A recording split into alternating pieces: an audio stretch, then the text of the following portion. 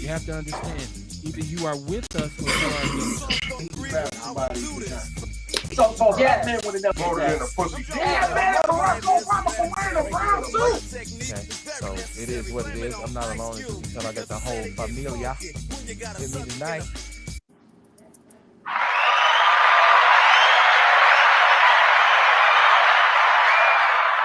One, two. This thing on. What it do? It's your man, 50 grand, Kevin Barnes, the mouthpiece of the movement, the military of the microphone, aka the Negro Whisperer. And I am the mayor of Chocolate City, and I'm here tonight with another edition, Outlaw Radio. Outlaw Radio, broken down, hump day edition. Welcome aboard. Hit like, hit share, hit follow. Tell a friend to tell a friend. Mama, there go that man again. What's happening, Milwaukee? Man, happy to be here, hyped and charged. I ain't got everybody here with me, but I do have the newest addition to the family. So I'm gonna let him tell you who he is. Go ahead and talk to him, my brother. My name Real. I done been here about 2 times before, let people know my books, 12 Steps to Becoming Your Own Dope, which I touch base on my self-love journey and give 12 things you can do to improve your mental, physical, and spiritual health. Also published a gratitude journal to help cultivate gratitude to assist people in changing their perspective on life, and currently working on the book set to release May 8th for women entrepreneurs called 40 Ways to Get $40. 40 ways. What's good, man? You ain't got to. I've been here 2-3 times. Mi casa es su casa now, man. You're an outlaw now. You here. That's what matters. Sure. I got my other homeboy with me, my co-conspirator, my comrade, Mr. Ted. What's popping with you? Peace, man. Life is what's popping, man. You know me. Life is what's popping. How y'all doing? Good. Man, we holding on like a hubcap in the fast lane, trying to maintain. Well, let me formally welcome to everybody to Outlaw Radio, where we talk that talk and definitely walk that walk. Raising vibrations and elevating thought. Y'all better come on in. I'm trying to tell you, I am the black woman lover, the black man's brother, the culture teacher, hood healer, the ghetto witch doctor, your holistic health and wellness coach, Mr. Kamar Carter. Peace to the family. I'm also the one who brings you natural herb supplements and vitality and strawberry vitality now, y'all. I'm telling you, if you ain't had the regular order strawberry, you really listen. Y'all gotta get it. All you gotta do is come find me. This week you'll find me at let me see, I'll be at the Fish Fry at the Coochie Chocolate. Well, actually we call it the Table Vocational Center now. It's the Table. Friday night on 53rd and Capitol, you'll catch us there. It's a big fish fry with anomaly catering. Saturday, I'll be doing a blackout at the Sheridan Phoenix. And Monday, you're gonna catch me at Meetings Monday. Man, that's what's up. Give it up for the Outlaws in the building. Grown ass men doing grown ass things, man. What can you say? Always big up positivity. Always big up anybody in the community who's doing something positive or progressive.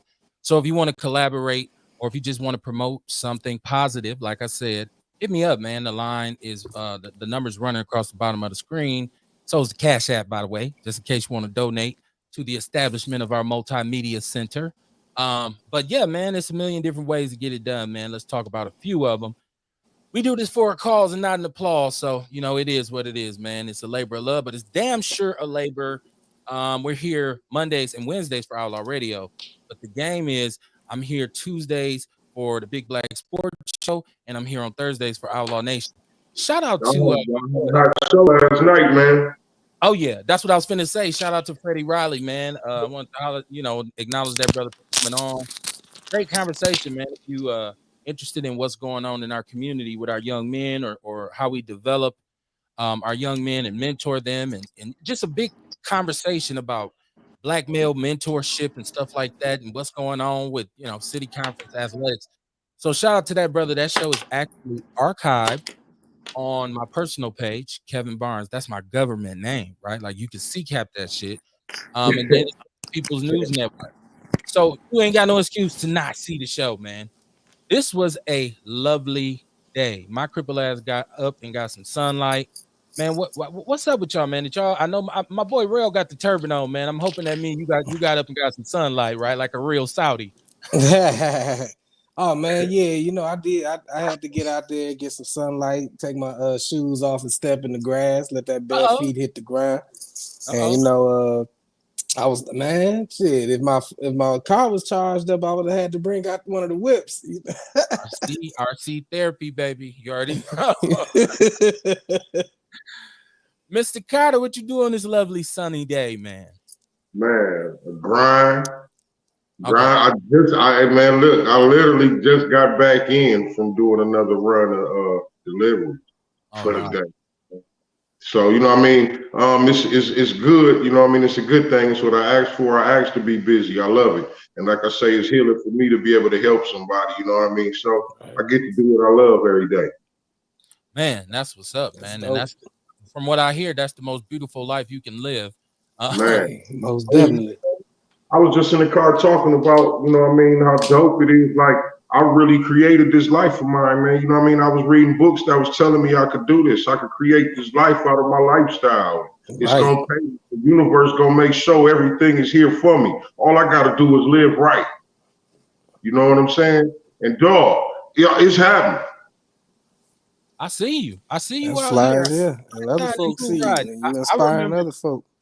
I remember when the brother first came, when we first hooked up, and he was trying to build it. So one thing I can say is I've been in on the ground floor. So I see Yeah. you, Pierre. I see Man, you. hey, my man's watching me quit my job and shit.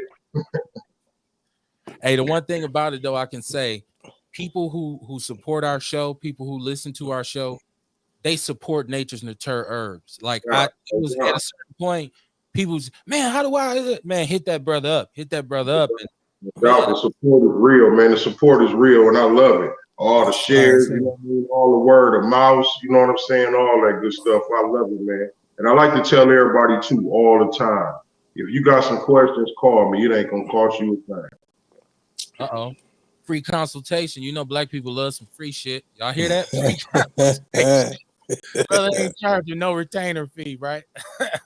So yeah, man, it's Outlaw Radio, man. Like I said, check us out Monday through Thursdays.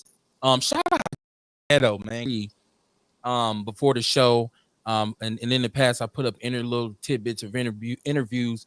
Ghetto's like our resident camera person, but since we've been out the studio, I haven't been able to, use him as much. But man, he done the intro to this for Outlaw Radio, and he's done the video for the Big Black Sports Show as well. So shout out to Ghetto, man. It's my man right there.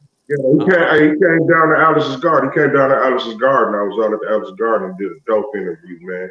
Him and Reno C. Yes. Shout out to Reno C too. You know what I mean? They came out, did a dope video, man. I mean, Reno come out with so much energy, man. This is a different brother right here. You know what I'm saying? Hey, he had everybody in the garden attention, man. Everybody. Yeah, Reno came here. He and Ghetto came here and interviewed me in the studio. It was crazy. It was a long interview, but it was crazy because he asked me a bunch of questions and he was super animated. So shout out to them brothers, man. Shout out to them brothers. Broken Down. Why did I choose to call the show Broken Down? We're gonna get into that. We're gonna talk a little shit, swallow a little spit. The whole symbolism of broken down. Like I feel like, well, what does that mean when you say something's broken down? It ain't just when it's broke down, it ain't just malfunctioning. Okay. So your car, when you got a hole in the radiator, it'll run hot. But if you keep some coolant with you, see brothers got to keep that coolant, or they put water in the jug, and they know before I even move, I got to fill my radiator up because I got a leak, right? The car is malfunctioning, but you can still drive it. Just keep your eye on the coolant. When the head gaskets go, it's broken down. It won't move. Ain't no operation, right? So you say, where my car at? You say, it's broke down. That means it's finito. Right? You got broke and you got broke down. Well, yeah, you got malfunctioning and then you have broken down. So usually if I need like a thermostat, I say I need some work done on it. When somebody say, where your car? I say I need some work done. But if I ain't finna get no new motor no time soon, it's broken down. Right. That's what Milwaukee is to me. It ain't just malfunctioning. It's broke down. It's not moving. It's at a standstill. And I feel like Yeah, we can talk about all the problems. We know all the problems first and foremost. We know all the problems, and we can talk about them all day. But we sooner or later have to start coming up with solutions. So I guess we'll talk about a few topics tonight and see if there's some solutions within. I guess I could say. So how y'all feel about that, man? I feel like, we ain't beyond hope. That's all, that's I feel like yeah, I do notice things like now it's wild. Now I ain't even gonna lie. Like, I mean, just for me to do yard work, I keep the strap on me. You know what I'm saying? So I mean, honestly, I don't realize how crazy it is until I talk to somebody who ain't here. And then they be like, "Oh, it's wild there," and it's like, "Oh, damn, y'all don't have to do this everywhere. Y'all all don't got y'all strap uh on y'all lap while y'all sit on the porch and let your babies play." Like I don't know. I was born and raised here. You know what I'm saying? So but I do feel like again, like I spoke to on the previous episode, it all was by system. Like my folk.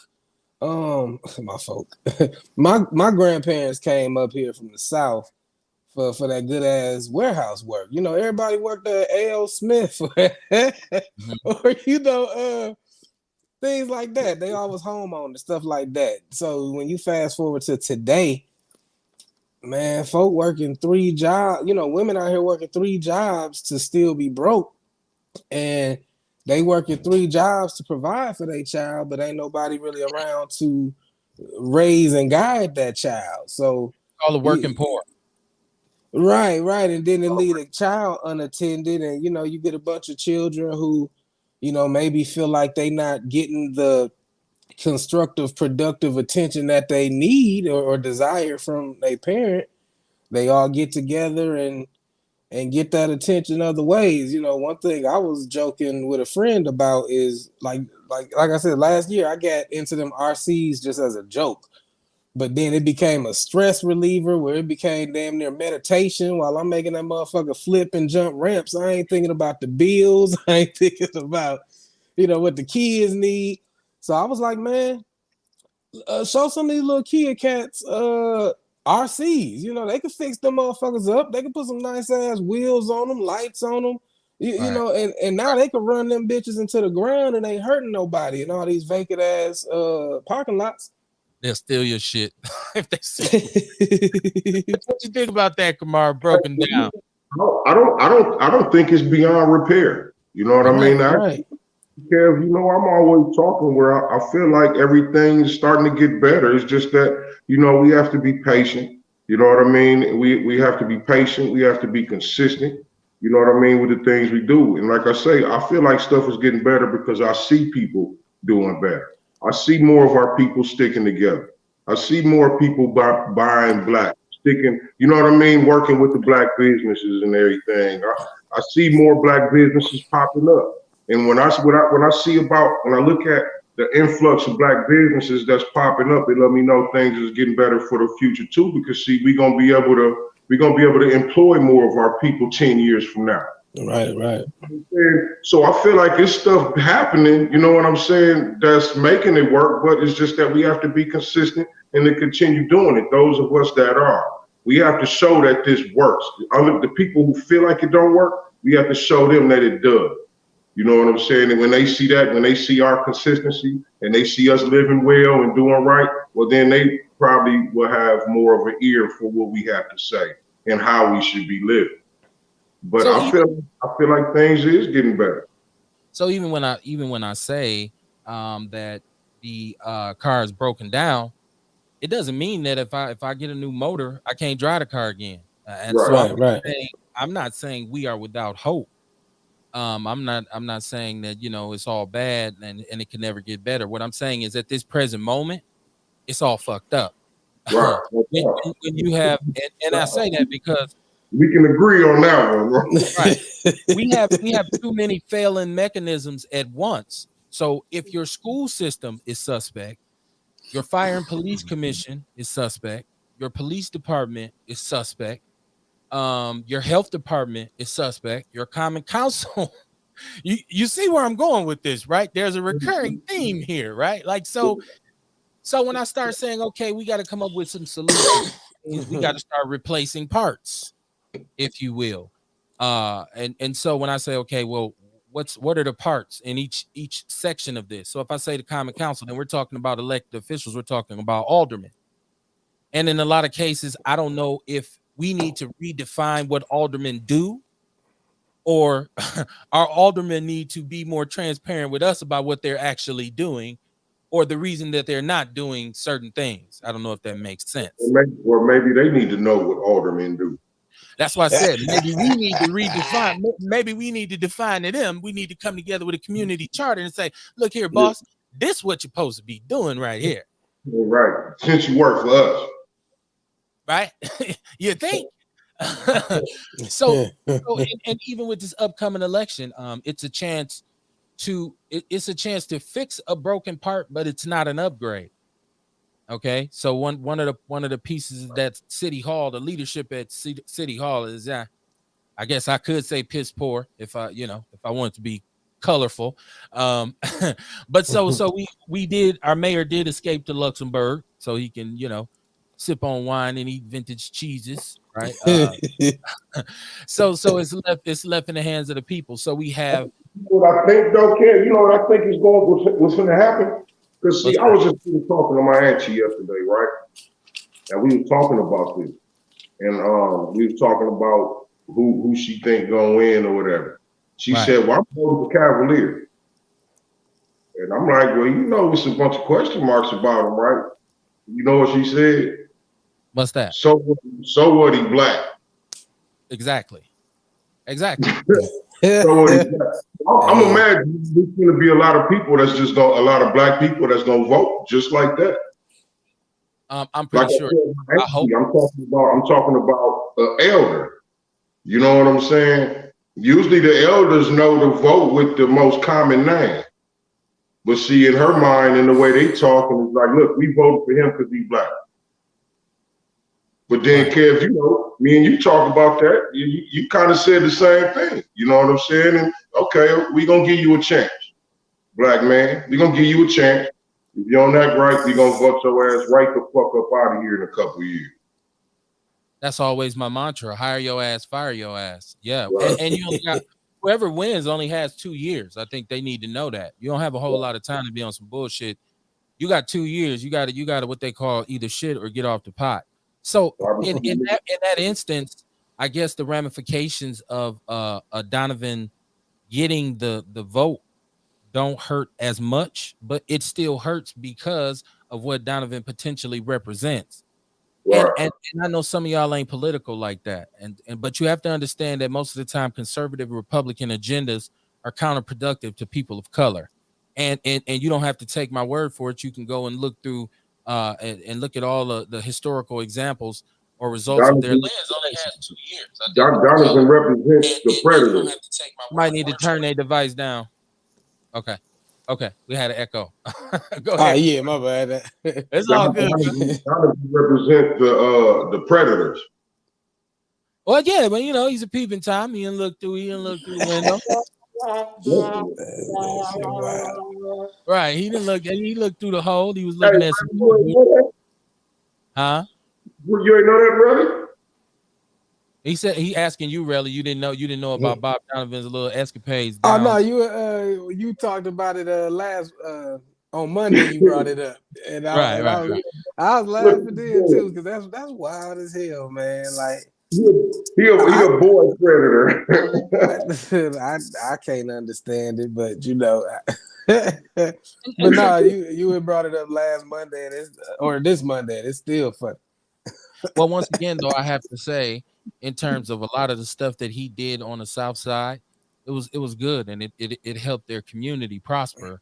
There was some movement on the South Side when he was the alderman, and he was always kicking up dust and making a fuss with Barrett about a lot of Barrett's policies, but I just chalked most of it up to partisan politics. So I didn't, when they start gangbanging with the political parties, donkeys versus elephants, I kind of back out. Like I throws my hands up, like I'm backing up, like I'm a temptation or something. I'm like this. because it ain't got shit to do with me, right? Because Right. one thing about Outlaw Radio is we are known as the party poopers. We poop on both parties because we believe their treatment of our people has been equally egregious. So, we poop on both parties. So What? never are we slanted when it comes to that, when we talk about politics on the show. Yeah, I understand. I mean, I think it was Malcolm X that said Republicans are brute wolves and Democrats are sly foxes. The fox more dangerous because it's gonna sneer at you and make you believe it's grinning. Right. So with the wolf, at least you know where you stand.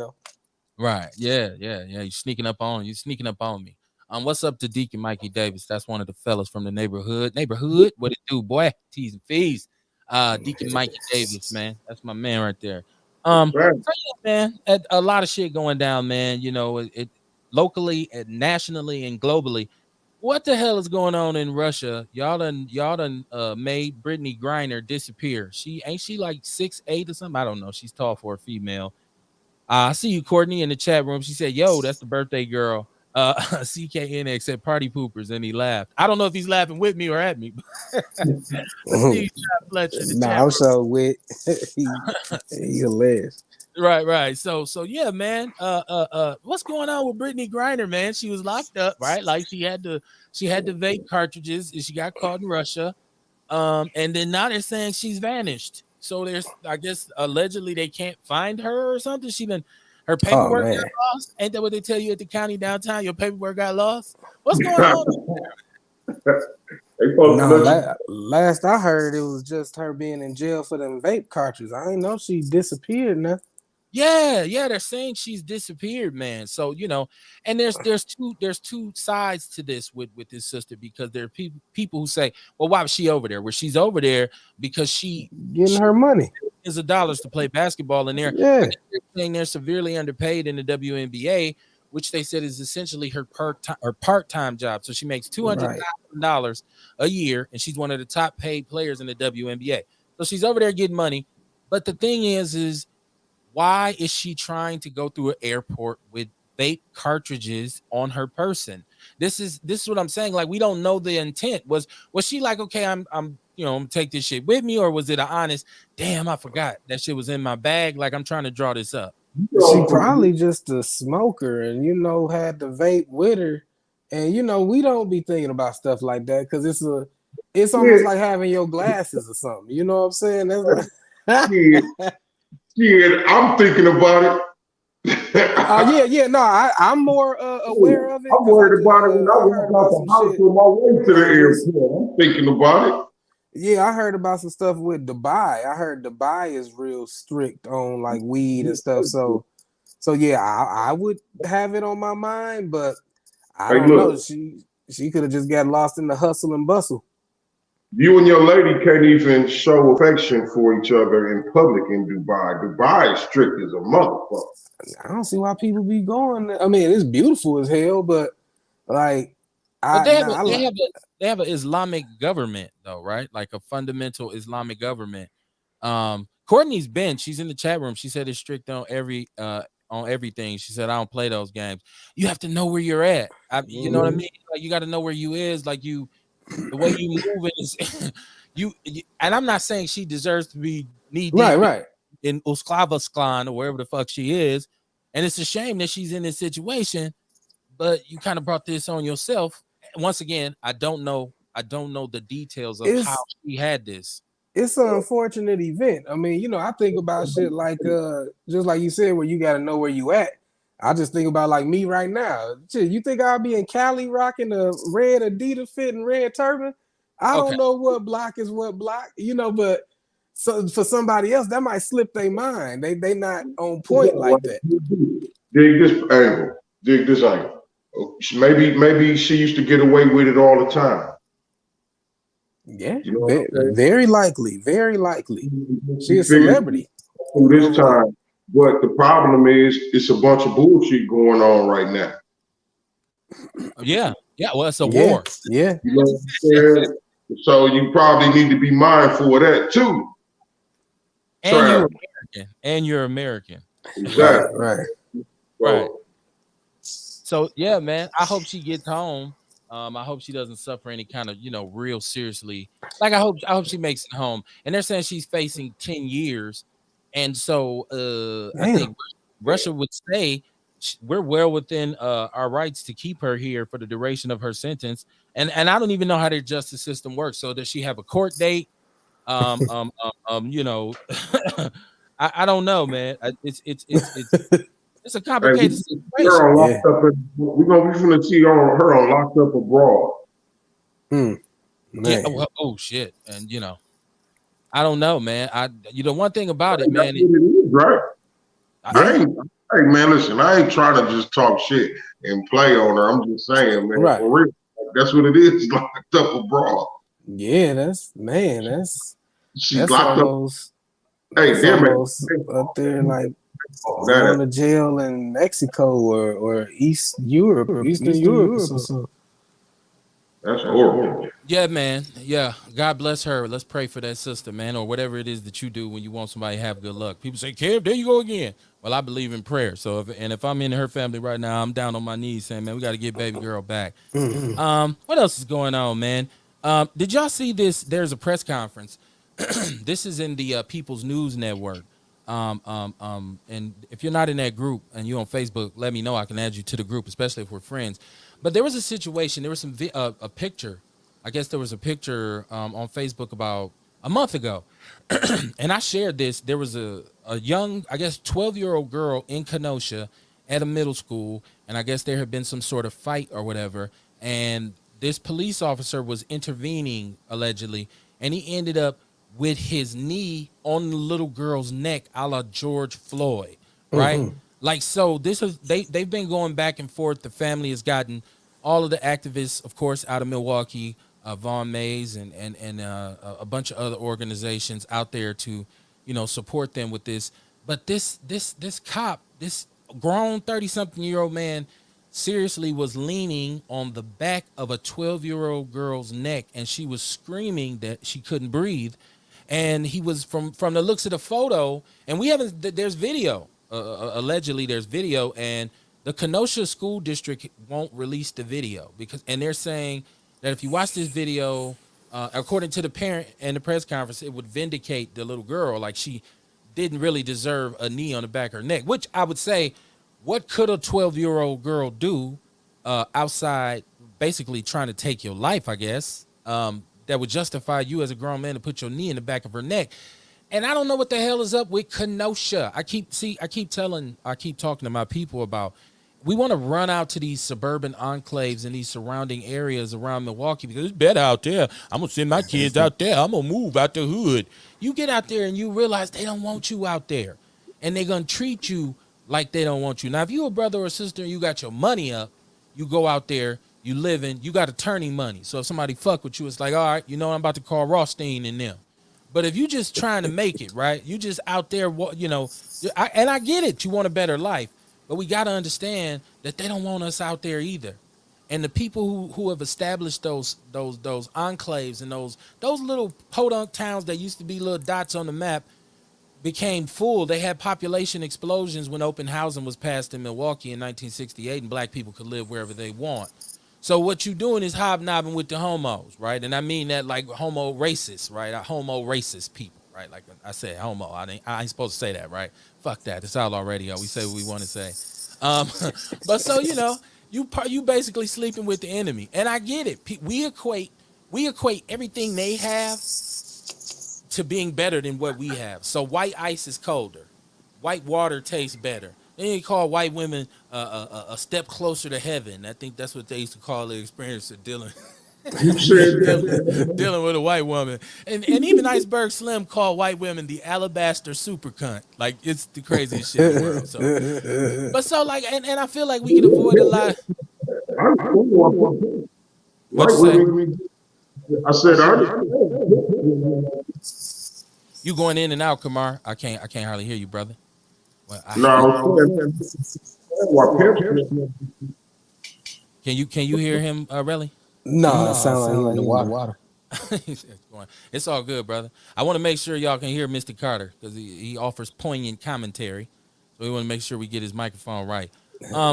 But so yeah, man, I don't know. I guess if you like even our suburbs like Glendale and Shorewood and Whitefish Bay and all these surrounding areas, like Brown Deer is really the only suburban area where black people really can really, and it's a little, stressful, but black people have always been able to move and groove in Brown Deer a little bit better than every other suburb because those suburbs are, and people say Kenosha ain't no suburb. You get what I'm saying, right? Like, so I hope you understand what I'm saying. So I don't know. Real, have you ever had any suburban experiences?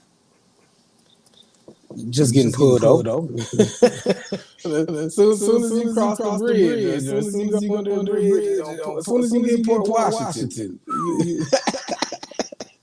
that's some old school Milwaukee shit. Listen, I'm telling y'all, my wife when she moved here, she didn't understand it. We lived on 17th and Capitol. And when I would take her to Bayshore, I would always go through Lincoln Park. And she didn't understand. She would say, I don't understand why you always go through this park instead of just going down Capitol, getting on Port. And I would tell her, brothers don't ride on Port Washington. I'm not trying to get sweated. So she thought it was hilarious, right? Like, so I would hop right out on Silver Spring, boom, right at the mall. And I guess it was one day when she was driving, because she's from Minneapolis. So I guess when she was driving, she looked. And while she was coming down Port, it was just brothers pulled over. And she was like, I was driving down Port Washington. They had all these cars pulled over and they was all black. I was like, yeah, welcome to Milwaukee. But you thought I was bullshitting? So, right? It's how we've always, and when I remember when I was young, man, if they caught you riding your bike out there in Shorewood or what have you, they sweat the shit out of you. Yeah, see the serial numbers on your bike and all this. It was crazy, shit, man. Yeah. So we've always been getting treated. John Fletcher. Oh, yeah. I'm sorry, bro. John Fletcher is in the chat room. He said that cop resigned. He was out of order, but he did what he was trained to do at the end of the day. Bad training mixed with racial bias, in my opinion. Okay. Go ahead, Rail. Okay. Oh, no, I was just going to say, I didn't even know that was some Milwaukee shit. Just like I thought everywhere, until you get out of Milwaukee, this is all you know, and this is all you, like I said, I thought everybody had a protection on the porch. I thought every state when you drive into white folksville, you getting sweated. And I'm not saying that it's different in other places, but I think when you're from a place, you know the land, like you said about the red, like, so yeah, I mean it's the same as like you would say that about going out there to Cali, but they would say that about coming here with their hat to the right or left. I don't know how it is now, but when I was on the street, whether your hat was to the right or to the left, it said something about who you was with. So a cat from California might come here and be like, man, he might have his hat to the right, not even knowing, and being on the other side, and he might get cleaned up. So, it just depends on where you from, and I'm sure even over there, the subtle nuances of moving and grooving about. Like the cats from when I used to go to St. Paul and Minnie, those brothers knew the cuts. They knew, oh man, we ain't gonna go this way, or man, we gonna go through here, or So it's all about knowing your turf, right? It's knowing your turf. I agree with John Fletcher about the training, and a lot of people, and I think Kamara said this a bunch of times too, is that let's change the way they're trained, because we need to take a real look at how they're trained, and there needs to be psychological evaluations involved as well for these individuals that you're giving these badges to. Kamar, let's check your sound, bro. Can you hear me now? Yeah, I can hear you. Yep. All right. It sounds like it sounds good to y'all. Yeah, it started echoing again. Yeah, we gotta fix it. We gotta get Kamar right. We hear real. Okay. I don't know if we having audio difficulties. Y'all let me know how it sounds out there. I guess I had to do these sound checks. Like, let me know how the sound is out there. Okay. But yeah, man, it's a conversation that needs to be had and something that needs to be looked at, man. But I mean, I was taught this. My mom had been here a very long time, so just growing up, I knew that. Like, we were told these things early. Like, hey, this is what's happening right here. This is where you go. This is where you don't go. This is how you move. These are the places where you got to be careful at. And that I'm pretty sure wherever you go in this country, that is a reality. But when I say it's a Milwaukee shit, I'm saying that it's unique. Because brothers from the city, they can understand that. They can understand what I'm talking about when I say that. Antonio Amphy said training cannot trump humanity. That's just an excuse. Um, I don't know. I don't know if it does trump. I don't know if it does trump. I'm not saying it does trump humanity, but I think the training, what you're trained to do, I mean, it's muscle memory. If this is what standard procedure, standard operating procedure, then it's nothing. Like, because in his head, he's obviously something's wrong with this dude, right? Like, obviously he's a grade A ass for having his knee on the back of a 12-year-old and a female at that. It don't matter if she was 20; it's a female. Right, like realistically, to have your knee on the back of anybody's neck is inexcusable, unless, like I stated before, they are trying to take your life. So it's ridiculous. So, yeah, I believe that it's a question of training, but also believe we got to work, figure out the kind of people that we are actually hiring to be law enforcement officers as well. So I think that's important to know. And I hope that. like Oh man,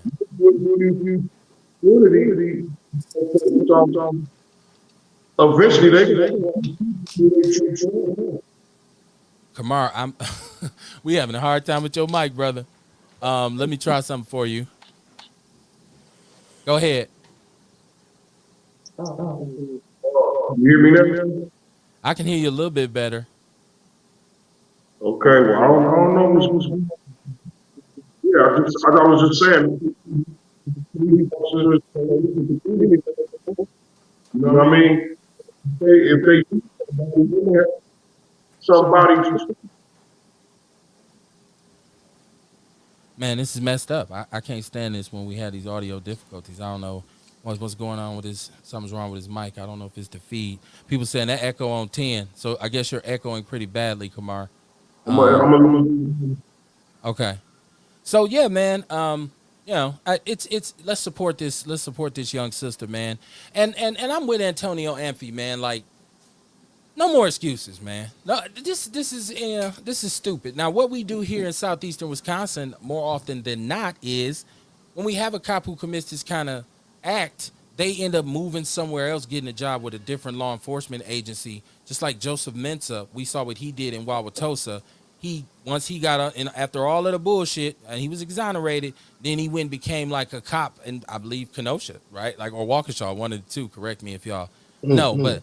So these individuals who do these kinds of things shouldn't be allowed to work in law enforcement ever again. That's what I say. They shouldn't be allowed to work in law enforcement ever again. So, it's just more the same, man. Like, after what we just saw with George Floyd, you would think every police department in this country came up with a mandate for their officers and said, listen, if you do this technique or this tactic, you will be removed from the force immediately, right? Like, you would think that would be a mandate.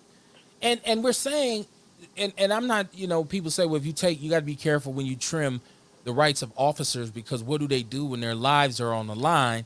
Well, you got a gun, and we'd understand if you were under attack, but this is a situation where it's a 12-year-old girl. Like, this is open and shut. Like, so even though he stepped down, he still should be prosecuted to the fullest. That's all I'm saying. He should be prosecuted to the fullest, man.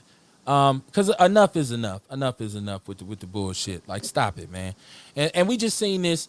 Now, there's a different case with Makia Bryant in Ohio, I believe. I don't know if y'all kept up with Makia Bryant, who was the young sister. She was involved in some sort of melee or scrap. And when the officers pulled up, she had a knife. And she lunged at one of the other girls, and the officer shot her and killed her. And he was exonerated. So I don't know. I mean, in that situation, I still don't even think that's justified. Like, if you shot her once, but and people say, well, what if it was your daughter that she was leaping at with the knife? How would you feel in that regard? And first of all, let's hope nobody. This situation shouldn't even be happening in the first place. But if it does, yeah, I would want my daughter to survive. But how many shots does it take, right? Like, how many licks do it take? How many shots do it take to make you drop the knife? shoot her in the leg. She used to. Right, shoot her in the leg, right? That would have been a better alternative, man. I mean, once again, we have a problem in America with our law enforcement and the way it's done. Like, and that's not to say we don't need law enforcement. Like, people always try to dumb the conversation down when black people want to have it. They try to be, oh, well, we got to have police officers and all. You won't defund the police, even down to the theory that the police were not actively doing their jobs because there was a defund the police ideology circulating around. I never supported that. I feel like you don't defund them, but you regulate how you fund them. And you make sure that the money that's allocated goes to the right places so you can have an effective and efficient police force. That's really all it's about. So, yeah, I don't know. I'm on my soapbox with this shit. Because, like I say, man, the accountability for police officers, man, we've seen too many goddamn cases in America of police just being on some bullshit. Like, and it's like, we'll say, oh, he lost his job. Did you take his pension? And the sad part about it here in Milwaukee is when there's police misconduct and there's a judgment passed and it involves financial payouts, the taxpayers have to pay it. That's a crock of shit. It should be that officer who's liable, right? It should be his mortgage. It should be his savings. What you got, player? Empty your pockets. It should be that. Because when you do that, you create accountability for the situation, right? Like if I know, hey, I can bust. We had a cop putting his hand in dudes' asses on the street. More than one, more than 5, more than 10. And this dude, the money that was paid, yeah, they got paid, but the money it fell on the taxpayers' backs. Why am I paying for some cop who like to reach up in dudes' asses looking for crack, right? Like, so it's one of them things, man. I get pissed off, man, and I'm not anti-police at all. It's just like how much immunity do you give a person? And we've had the conversation about getting rid of qualified immunity here on the show. You know, oh, he can't be prosecuted for this. He can't. Nah, that's bullshit. Should be able to, you know what, you got a badge on, you're at work. We understand the conditions that you work under. And when I say understand, I mean we know it's treacherous, it's dangerous. Your life can be on the line. But at the same time, was that 12-year-old girl gonna kill you? You know, George Floyd was, from what I seen on the video, he was geeked. Like he was goofy high. You know what I mean? So, and people say, Kev, don't say that. The way that brother was acting that day was off a little bit. So maybe if he was having a psychological issue or something, but something was off. So is there a need to really even use lethal force on him? There's no need to do it. So it makes no sense, man. It makes no sense, man. I get mad about that shit. That shit is bullshit.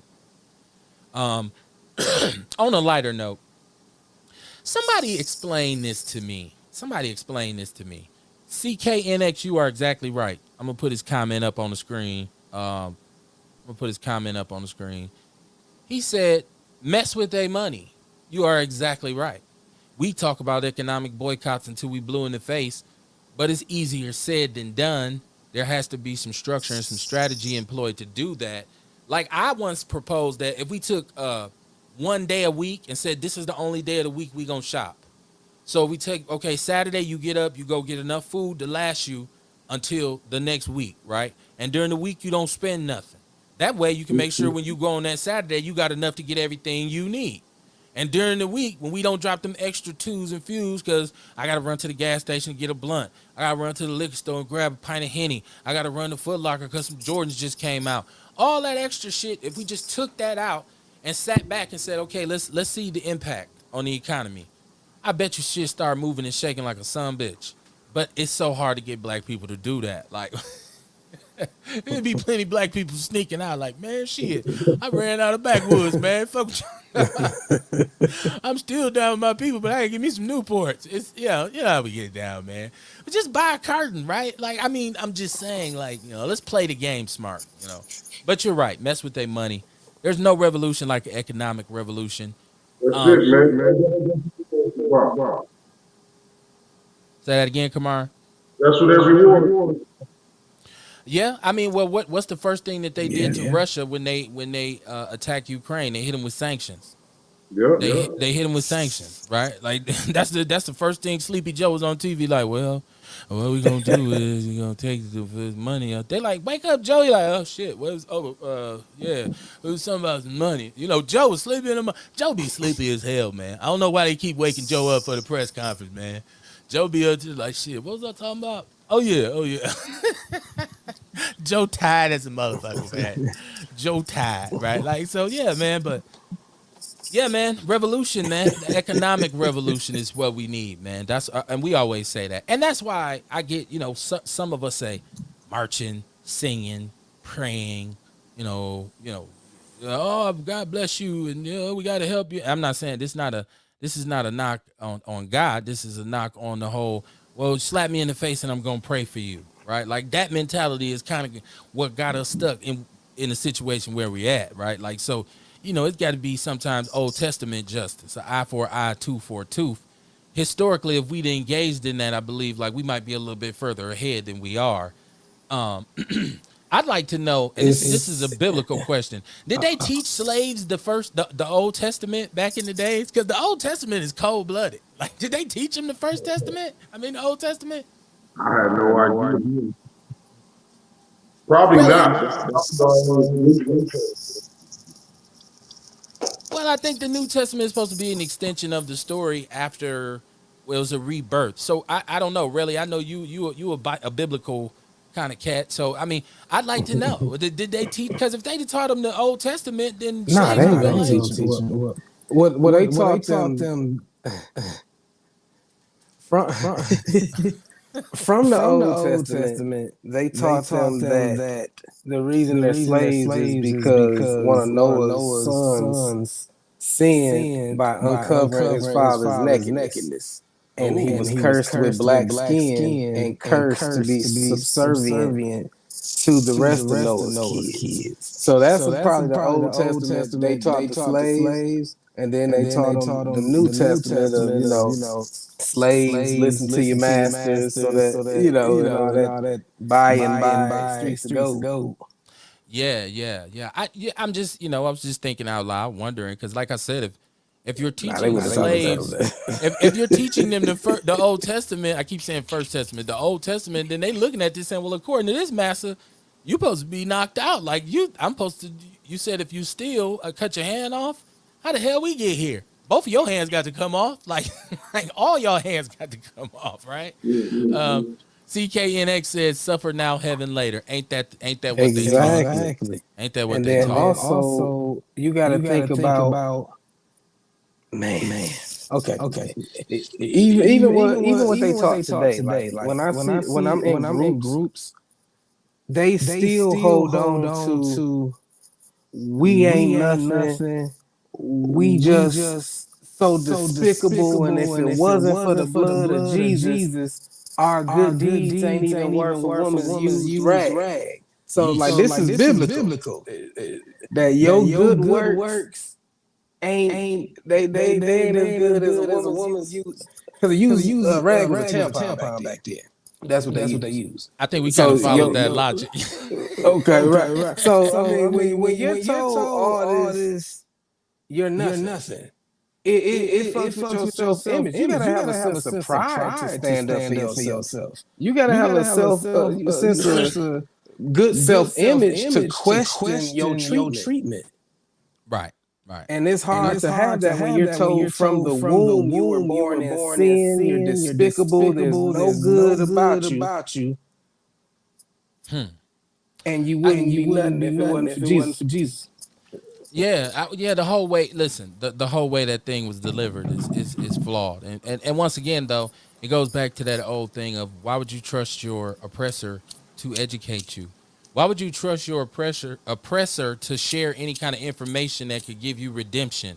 Like it's like, okay, I'm going to enslave you and hang you and kill you, but you know what? I'm gonna show you how you can live good after you die.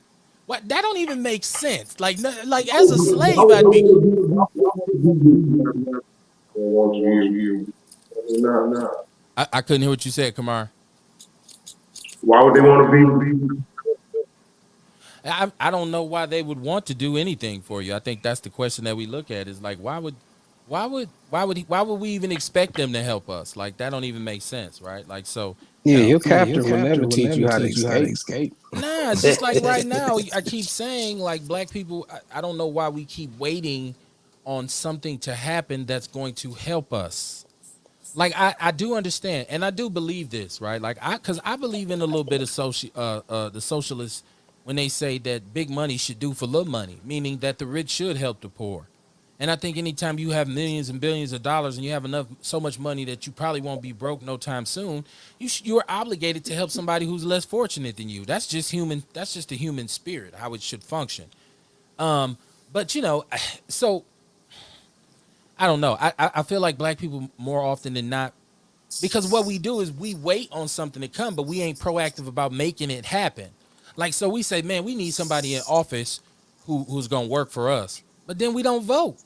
So it's like, okay, which one do you want? And then when you talk to black people, a lot of times they'll say to you, man, I don't even fuck with politics because they're going to do what they do anyways. I don't care about that shit. That's why I don't invest in it. But then they turn right around and then complain because the streets are bumpy or because there ain't no real jobs or because the school system is not functioning properly. Well, you just said you don't care about politics. So when you say that, you basically saying, well, let it happen. I don't care. That's okay for you to operate like that if you're going to be proactive in making sure that everything you need is done. Like, I don't worry about them because I go out and get my own money. I make sure everything happens that's supposed to happen for my family, so that's why I don't worry about it. Don't come to me and complain if you choosing to sit out every damn election and every damn decision that's made. Ain't got nothing to do with me. Well, then don't complain about it. Let's see what we got here. This is CKNX. He says sometimes we use religion to escape accountability. God will do it. The devil made me do it. You know what? Maybe that is some people's mentality. Maybe that is how they kind of look at it. I never thought about it that way. It's most people's mentality. We go to the path of least resistance. You know, we always want somebody to do something for us. And that's not a race thing. That's just the people thing. I mean, that's why you have professions where people can get money doing what somebody could do. Like I can have somebody. I can do my own taxes, but I would rather have somebody. You know, so I mean, that's just the name of the game. But unfortunately, it do leave us sitting on the sideline of the game, waiting for the sky to crack open and somebody else do what we need to do. Or when we fall short of doing what we need to do, we have a scapegoat in the red pajamas that we blame it on. Red pajamas, right? It's and I don't want Outlaw Radio to turn into just where because I'm not talking down to my people. I'm a proud man of color. As a matter of fact, I see this meme all the time. I think it's fucking hilarious. It said being black is dangerous as fuck, but it's lit. Like, so I enjoy being a black person. Like, we got to live as shit, but it's just crazy. The crazy stuff, the trials and tribulations that we have to go through just for a little bitty piece, right? Because I feel like they understand our greatness better than us. I feel like they look at us and be like, if we ever let these motherfuckers get up, boy, we gonna have a hell of a time dealing with them. And it's true. No, you already know. You giving brothers some money, and we gonna show our ass. That's more than a feeling. That's a fact, and that's why most of our history is suppressed. Like I said last time I was on here, there were Africans in America hundreds of thousands of years before there was ever a white person on the planet. There's all kinds of Egyptian artifacts in the Mississippi Valley, Ohio, Illinois. There's even caves in Colorado. So they think about this. They would rather say aliens came down and built the pyramids instead of saying black folk built the pyramids. You know, they might say that a particular people were slaves in Egypt and built the pyramids, but when you dig back into archaeology and Kemetic records, they never had a slave economy. So there were no slaves to exodus out of Egypt after building pyramids. You know what? That is crazy that they would say aliens must have built the pyramids. And I bet you if them shits was built in England, they'd be like, oh, Sir John Chestnut drew the blueprint and chiseled it. This is the revolutionary too. But I think the thing is with that, they can't explain it. They can't explain the construction of it. Even with the things in Europe, the castles in Europe were built by Moors. Okay. Those were built by black folk. Hey, I don't doubt it. I don't doubt it. Um, he said, "Dang, aliens is greater than black folks." Yeah, you rather give a credit to some little green cats instead of some brothers and shit, like right, like that's how sick it is, like the global agenda versus color, right? And they got a name for it, like BIPOC. They go, hey, BIPOC, hey, bro, I'm black. You can say it, it's okay. Um, did y'all now? This is something else we've talked about on the show. I'm kind of juking y'all a little bit. I'm changing directions. Uh, and this is something I've talked about. We discussed Kanye West the other night and some of the craziness that Kanye West. Well, first of all, let's say this. I understand, and I had to take a step back from this. The mainstream media will always portray a black man as crazy as hell, right?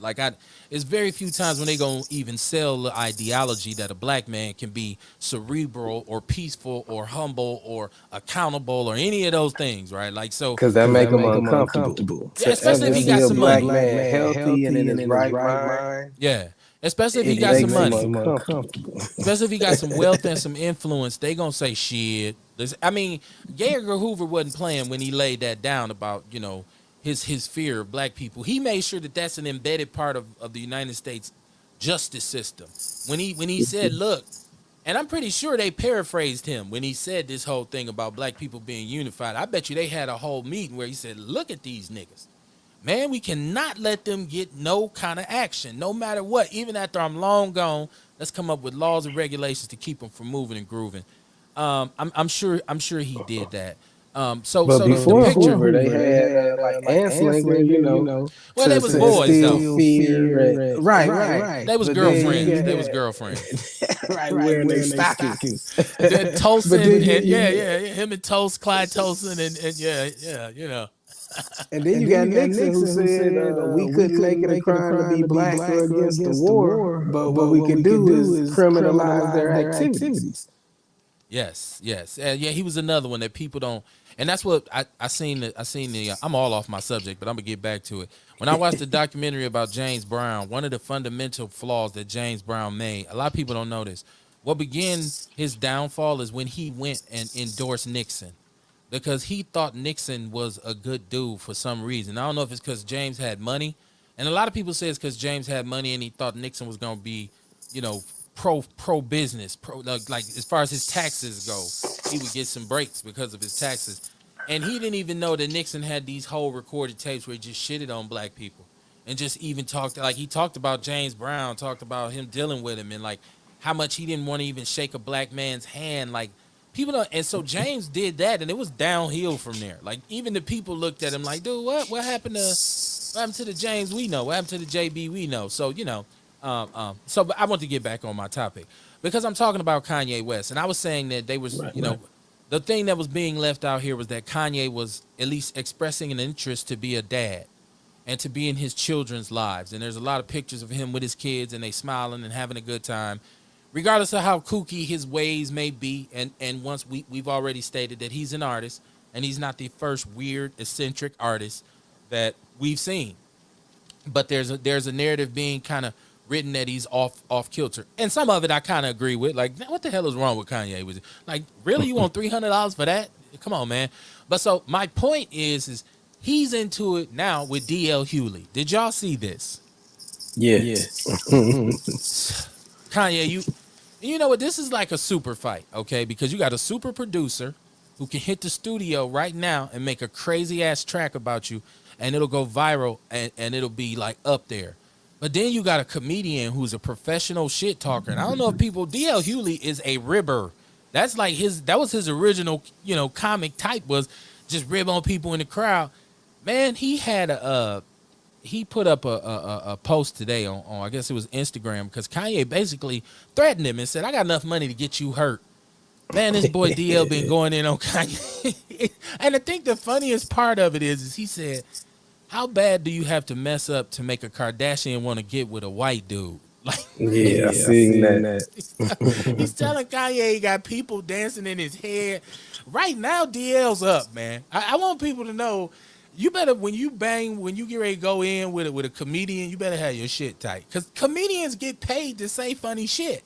So, I don't DL, because DL is critical. Like, man, this dude is like borderline, like, and some of his behavior, and that was what was disturbed me initially, was like, bro, are you really tripping over this chick, or is it about your kids? Because she's moving on. She's moving on. Okay, let her go. You know what I mean? So I think the one thing I can say about Kanye is even since he's broken up with Kim, he still ain't rocked the black chick yet. So is this a side effect of his addiction to white women? Has Kim turned him out? Is he now like he just like from now on I just gotta have white women who look like Kim? Like so, I don't know, man. DL versus Kanye. This is a good the latest Biggie versus Tupac, if you ask me. What y'all think about this? I don't know, man. I think it's more Kanye just like Drake. Remember I told you, you always got to after every. I couldn't hear They what he talk said. about dropping down. What you think, really? Man, I like I said before. I think. I mean, it's unfortunate, but I've seen niggas act like this on many other occasions. They just didn't have money. You know, outside of houses, who you fucking with? You better not have a nigga around my kids. Like you know, and I don't mean that in a bad way. Right. I was just saying like this ain't like right now it's clickbait to me. So I don't even click on it because it isn't a shocker to me. Hopefully he just wants to see his kids. But even with that, I've been through a divorce. And I know sometimes when you ain't got shit left or you feel your kids is your only anchor to this world and to what you used to have, you might damn near lose your mind over your kids. So I understand if he tripping about the kids. I ain't saying it's right or the way he doing it, but like I said last episode, I've always considered Kanye West on the autistic spectrum anyway. He's always been a savant to me. Okay. I guess I hear you in that regard. Obviously, even as far back as when he said George Bush hates black people, it was a good statement, but I was like, something wrong with that, brother. But you see how he delivered it. It was almost like he just clocked out, and one of those other personalities kicked in to say it. Yeah, CKNX is in the chat room. He said Kanye admits himself that he has a big ego and is very competitive. I think it's mostly Kanye doesn't like to lose. There may be some truth to that fact, but definitely sounds feasible. Yeah, he better pick and choose his battles though, because right now DL's kicking his ass. DL is kicking his ass right now, so he better. DL, hilarious. And he's into it with comic view days. Yeah, he's into it with Trevor Noah as well. But Trevor, I mean, I don't. Trevor Noah ain't that funny to me, but but you fucking with DL. I don't understand how Trevor Noah damn near became like all through the whole COVID thing. He was like the spokesperson or like the commentator of the U.S. or something. It's like, man, where you come from? Like, where you come from? Yeah. I've never laughed to do growing up. I mean, I ain't gonna say he's not funny. I don't really watch him like that. He just came out of left field. But he always got something to say about everything. Yeah, well, he has a.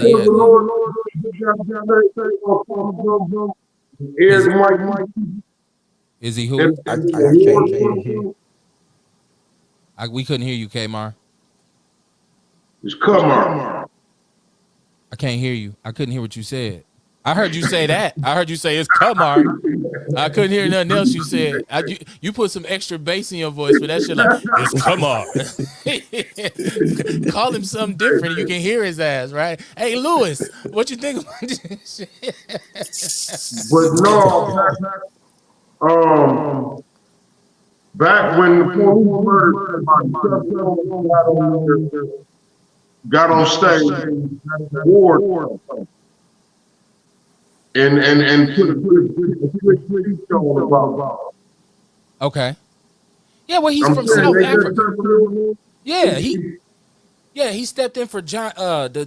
Man, what's the white boy name? You know the show. It's on Comedy Central. It's I used to, because John, whatever his name is, he's a funny white boy. I used to watch it all the time. He's from South Africa.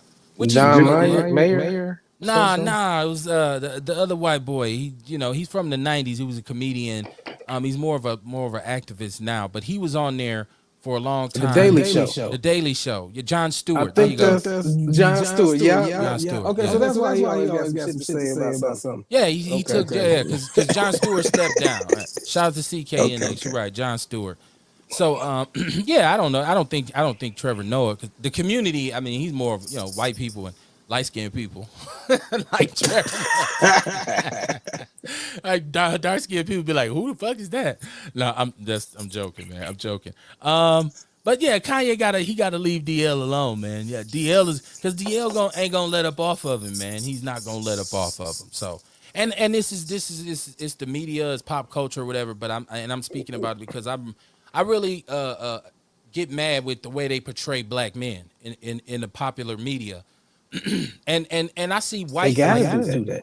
well, yeah, I understand why they do it, but it still pisses me off. You know, yeah, it still pisses me off, and I still think we need to call it out when we see it. And the follow, like the closest example is you look at what Deshaun Watson, the quarterback from the Houston Texans, just went through.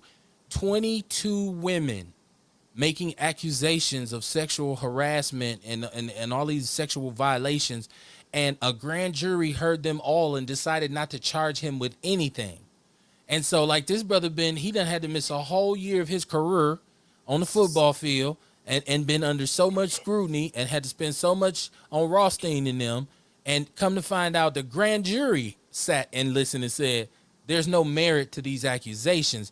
So that's the image. And what is he? He's a black quarterback. He's a black athlete. He's a young black male with a lot of money. And so he has to fight through these ghosts. But then when I look at somebody like Hugh Hefner, who for 60 years ran a smut empire, and it was all good. I always said, why do they criticize everybody in the country who engages in smut except for Hugh Hefner? So okay, have y'all seen this this show, this series about the craziness of the Playboy empire? Have y'all watched any of this? I started to watch it. It was pretty good, actually. It's crazy, and it's a lot of shit that we knew. Girls, some of his girlfriends talking about they caught him having sex with a dog, and it's all it's all kinds of shit, right? Like so, no telling what kind of drugs is in the Playboy Mansion. Well, that's what the whole story is about, and there's the stories of a lot of women who went through there, and one lady killed herself. There's been a couple playmates that were murdered, but there's like talking about the lifestyle that the playmates live when you staying with Hef. But my thing is, it's 12 of y'all, and all y'all saying y'all his girlfriend. There's no mystery on how he treats you, and you stay, and then 20 years later, now you like, oh, he had me doing drugs. But then all the pictures and the videos, you smiling like a motherfucker. You like, she like, oh, I was so nervous that night. He was high as hell off cocaine. What are you talking about? So I try not to shame people. Like, that's some new shit we got now, like victim shaming. Don't victim shame. But come on, man, like, you was with the shit. Now, like, years later, you ended up like losing. And now you all fucked up, and so you're like, oh, he was horrible. I'm not saying he wasn't horrible, but I'm just saying you was partying with him. He wasn't making you party. The biggest thing that come out of this for me is the Bill Cosby stories. Y'all gotta watch this shit about. Apparently, Bill not only was known as a Quaalude dropperer, but he was known to have young girls, 15-year-old girls, that he was taking to the mansion, kicking it with him in relationships. They have a lady on there who tells a story about how she was one of his side pieces, and I'm like, okay, you get an excuse for everything that you've done, and people say it was the 70s. Oh, that was 50 years ago. Bill didn't do that shit. He was gonna buy NBC. There's no excuse for you fucking with 15-year-old girls. Come on, like I think in that regard, that's enough for me to look at Bill with a side eye right now. Like, oh, for real, Bill? That's how you was rocking? So yeah, man, crazy. Y'all gotta watch it, man. And Jim Brown, it's Jim Brown. They say like Jim Brown was putting chicks in hospitals. Like he's just raw, like crazy with it, man. Just crazy, man. I don't. Yeah, man. It's wild, man. It's wild. He said pill Cosby. Yeah, but this is aside from the pills, though. Like this is aside from the pills. This is something different from the pills. This is I'm talking about, once again, underage girls. I have a very serious problem with any, like, okay, if you in a whole house, right, and you pay for certain services and that's what you get, all right, I'm not here to judge you, that's what you do. But when you start dealing with young girls, 15 years old, like, that's where it's like, okay, now you need to be taken out back and dealt with. So yeah, man, I would love to hear what his attorneys and whatnot have to say about the accusations, man. And there's multiple stories about, like, there's the woman on there where she's saying, well, he put his hand down my shorts one night. We were sitting there watching a movie. He just forced his hand down my shorts. Like, damn, Bill.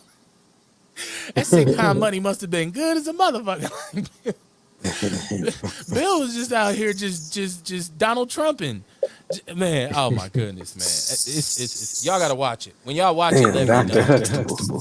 Man, right? Apparently he was a guy. Well, wasn't he a gynecologist on the show? Yeah. He How always come we likes didn't peep pussy. that shit? How come we didn't peep that shit? He was a whole gynecologist, man. What the hell, man? That's crazy. Yeah, man. Oh Lord. Yeah, watch it though. I would just encourage y'all to watch and check it out. Formulate your own opinions. I think some of it's obviously slanted because I think you are intentionally trying to create an image of Hugh Hefner, obviously. And I mean, we had to know this dude was a pervert, right? Like, we had to know. Like, who walks around? You 65 and you got 12, 20-year-olds as your girlfriends. Like, your moral compass is, oh, I believe in sexual freedom and all that. You too old for that shit, man. So, and then they're talking about his voyeuristic ways where he had this super volume of videotapes of famous people having sex with Playboy bunnies, and that's how he maintained his power. And he had all these dildos and stuff that he would just assemble orgies and sit around and watch them. He never participated. He just watched them and filmed them. Like, ugh, it's y'all gotta watch it. It's crazy. Like, and he was allowed to get away with it. Like, I ain't know Hugh Hefner had. I mean, I knew he was the Playboy mansion owner, but I never thought of him as like some Oh yeah, powerful person. Hugh Hefner was extremely connected. There were several federal investigations about drug trafficking, and whenever something happened with playmates and accusations of all kinds of debauchery at the mansion. But when I got whoever on a VHS tape to say, you really wanna press charges, Right. A little tape about fuck around and leak. Oh shit, man! You got the DA on VHS. Doing some immoral things with a 40-ounce bottle, right? Like, what the fuck is that about? I got a special hold on player tonight, y'all. Hold on, player. I got a special one tonight. And if you listen to our show, you know I do a segment called Hold On Player. When somebody's doing something to me that's very asinine that I don't understand and it makes no sense and I don't see the point or purpose of it, and they are a person of color in particular. And tonight I want to call to the stage Mr. Tyler Perry. Hold on, player. I'm watching the latest Madea movie, right? It took me a long time to warm up to Madea as a character because I believe the performance in drag for a black man is not a good thing. And don't get me wrong, I've laughed at Wanda, I laughed at Shanae, I laughed at Norbit, laughed at Eddie Murphy and the Nutty Professor, but at the whole time I felt a little uncomfortable with the brother dressed up like a female. It's always been something I felt a certain kind of way about. So upon the emergence of Tyler Perry with his movies, the Madea movies, I didn't watch them. I didn't watch the stage plays because I felt like it was a little coonish, a little, dance and jiggish. So I did not watch them. I didn't support it. So once the movies started to be made, and initially when I started to watch them, I picked up on some patterns, as they would say, that I felt like they were a little anti-masculine. I felt like, and especially for dark-skinned brothers, I felt like it was a little anti. But there was also a little twinge in Tyler Perry that I said, you know what, I'm feeling some gay vibes coming from over there, right? That we had this thing called gaydar, right? So we know when you got gaydar and you run into a gay person, you get a signal in your brain that lets you know what's going on, right? So then I got over it because people said, nah, it's just a character he's playing. It's funny. And the Madea movies got funnier to me because of the extra characters, especially the Uncle Joe, who's always smoking weed and always dissing Madea and always talking shit. It's hilarious. I thought the Mr. Brown shit was funny. I watched the TBS shows. I said, okay. I eased up a little bit. I dropped my guards. Lo and behold, I'm watching the latest Medea movie, my wife and I. And for some reason, there's a vignette at the end of the movie, and it's about 15 minutes long, of him being Beyonce and imitating Beyonce at her when she did her documentary, The Homecoming joint, where she was out there. It was about her concert and all this. And at first I thought, okay, he's just trying to make fun of it, but it's a whole thing. It's a whole production where he's dressed up like Beyonce and he's like twerking and dancing like she danced off Drunken Love and all this kind of stuff. And the whole time I'm sitting there like, hold on, player. I'm 10 minutes in. I can't get that time back. And I realized after a minute, like, well, hold on. This joke done went on a little bit too goddamn long.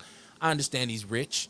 I understand that there right now is a lot of ambiguous identities when it comes to people's sexual preferences, right? Like, I'm non-binary, I'm binary, I'm post-binary, I'm bisexual, I'm trisexual, I'm fecal-sexual, or whatever the hell it is. I understand that.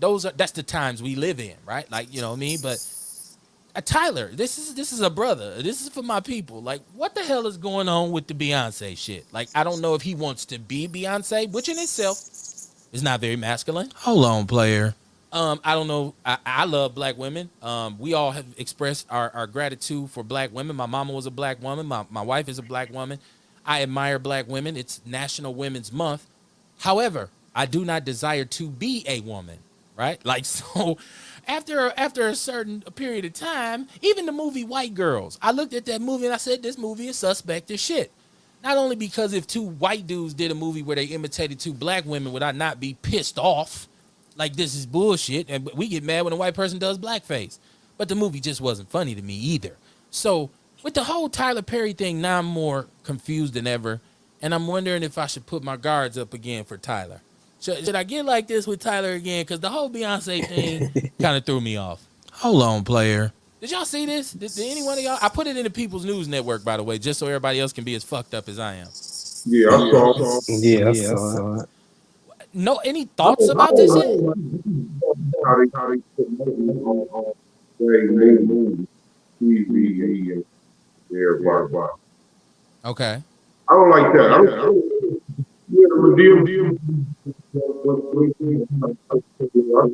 like this. I think I get what you're saying. I can't hardly hear it, but I think I get because it's going in and out. Kamar, I got a microphone for you, bro. I got one for you. It's got your name on it. A nice one too, for real. Okay. CKNX said his money in the feminization of black men. Okay, of course. He got the biggest goddamn house in his studio. He has his own studio. He has an airstrip at his house. Yes, his money in the feminization of the black man. Yeah, from a guy perspective, I know what you're saying. But then also I look at it from a business perspective. Not I try to look at it objectively, and from a business perspective, it's smart as fuck. But like you said, where does your character draw the line? But you got to think of it. This man made WAP because first off, he found a way to make his own demographic. He found a way to make church folk comfortable with cross-dressing and like my people church folk. So every time I went to a family event, that's what they had playing in the background, one of his plays. And I watched it go from him barely saying ass, he would say ours, and he would say hell. Now he up to saying shit and fuck and all. So from an objective perspective, I'm like, God damn, dog, you really finagled your way into some dust. Right. But like you said, you gotta ask yourself, where would your character allow you to draw the line? But he isolated a niche and ran it up because he went from the church folk to the white folk. You know, Medea kicked in the door for the church folk, and then the white folk. Two people who actually go watch movies in theaters and pay for shit. Okay. Fine and dandy. Let's look at it from that perspective. But no, I understand what you're saying. I mean, on the Beyonce tip, I think he. I mean, I wouldn't be shocked if you find out that might have just been a dream of his. He wants to, some guys out there enjoy expressing themselves in the moment as a female performer. There's a lot of, like my lady is real. She sews and into fashion and shit like that. So she's real into that RuPaul drag race shit. So I see all of that on the TV. Wow. And we've had many discussions about it. But that's her thing. Let her do her, and I understand why she watches it. Right. But I see a lot of them cats like that. So it's like, man, this shit. I guess some dudes really do just want to be Beyonce. Well, okay. And they'll do a 15-minute routine to live out that dream. Listen, I think you made a great point about it is genius that he came up with a way, because old people will say, oh, I liked me some Tyler Perry, turn that on. And right. You are 100% on point when you say it's it changed. Wild, man. It changed because in the beginning, you also there's a church theme to a lot of the movies, but those are the early ones. So like Rail said, in the beginning, it was minimal cursing. They were very careful about the imagery. Now, that's why I just said Joe smoking weed. He making jokes about ass and sex. And see, I'm a cheerleader for foolishness. So you heard me say, I kind of start getting into the movies because as they start talking shit and being belligerent, I said, oh, this shit's, I can watch it. I wouldn't be surprised if we find out. Because I was when my family had it on the other day, I'm like, damn, Tyler Perry wrote another movie? I'm like, damn, ain't he a billionaire? But I wouldn't be surprised if he do these movies just to be able to do the shit he wasn't allowed to do. Okay. Like even as Joe, because Joe wild as hell. Joe talk like me. You know what I'm saying? But I don't have no shame. Okay. I'm very sex positive. I'm very, I mean, I don't say shit I can't repeat or do things I can't discuss. And it brings a certain freedom to my life. But some people gotta put on a costume to be their real fucking self. I don't understand it. But okay, they do.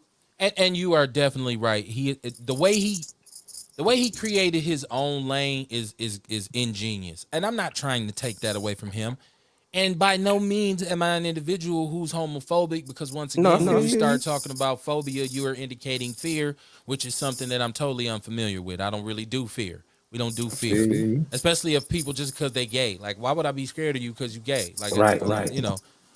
But so he is ingenious in a lot of regards, and some of the movies are entertaining. But I'm saying, and he did generate generational wealth for his family that could be there forever. But what I'm saying is, at what point do you say, well, I got enough money? And obviously, I'm pretty sure he came to that conclusion a long time ago, so I agree with you on maybe it's just his fantasy to be Beyonce. Or maybe he just enjoys being talking like Joe. It's part of his personality. So good point, man. Good shit. You helping me out. Really, this is therapeutic for me because I'm watching. No, real shit. Because I'm looking at, and I'm old school, man. I keep saying, man, I'm a sensible savage, man. I drag my knuckles on the ground. And people say, don't say that you ain't from the Caucasus Mountains. You ain't no white man. Let me call myself what the fuck I want to call myself, first of all. Okay. But I'm saying I'm old school in regards to I call a spade a spade. So in my eyes, right? Like the way I was taught by my father, if a man wears female clothing that man is gay. That's what my dad always said to me.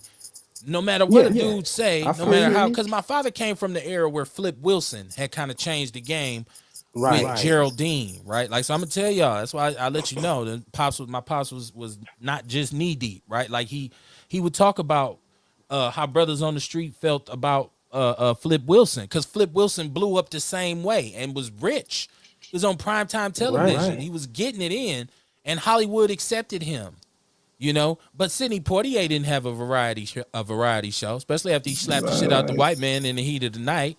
You think about how many Dick Gregory didn't have no show, right? Like, they even gave Richard Pryor a show, because I think for the most part they thought he was harmless, because he was really just a victim of his drug usage. Like, Richard was gone off the drugs. The drugs had Rich, and when he straight dismissed his relationship with a crossdresser, just in case y'all didn't know, Richard Pryor was bisexual too.